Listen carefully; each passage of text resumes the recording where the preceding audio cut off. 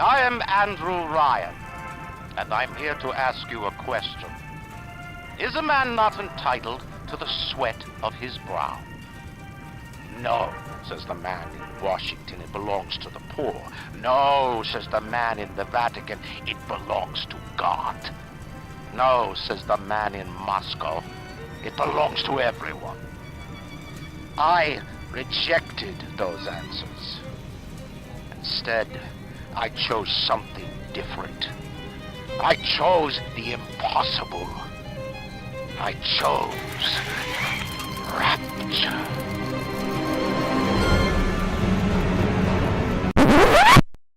Okay, so in this video I'm going to be addressing the importance of narrative in video games.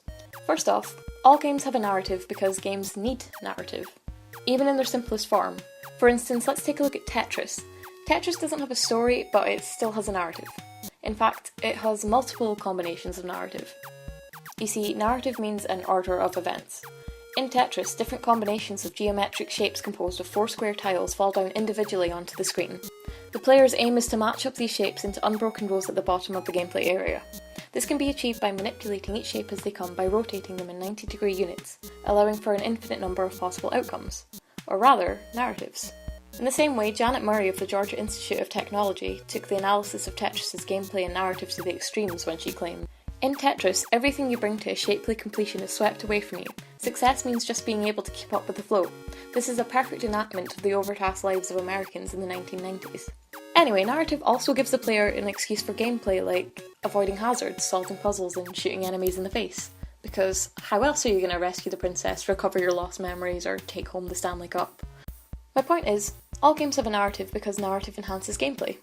However, it doesn't just have to be used to enhance gameplay. Let's take a moment to focus on using narrative to emphasise the aspect of games as interactive storytelling. Storytelling in games can be used as a tool to emphasise games as an immersive emotional experience in the same vein as its older, more respected media counterparts like literature and cinema. Many still view games as crude, childish pastimes, and to be honest, I can totally see where they're coming from.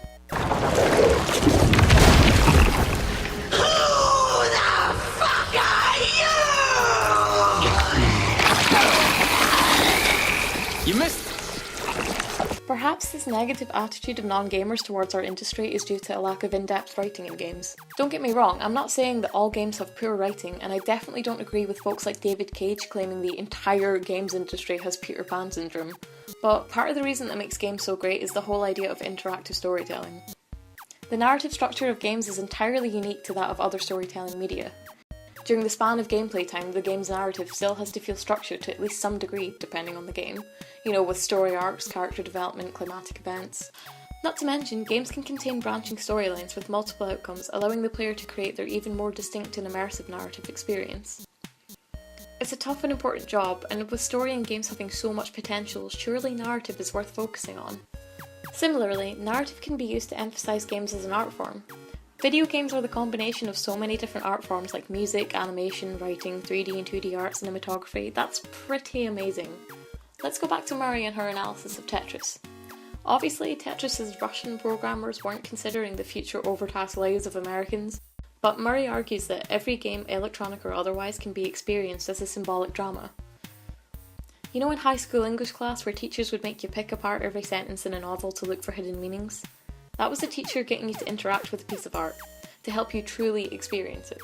And that's exactly what Murray has done with Tetris. With all these different art forms crammed into video games, why shouldn't we be pushing games as an art form? And narrative plays a massive role in that. Next time you play a game, keep an eye out for traditional narrative techniques like symbolism.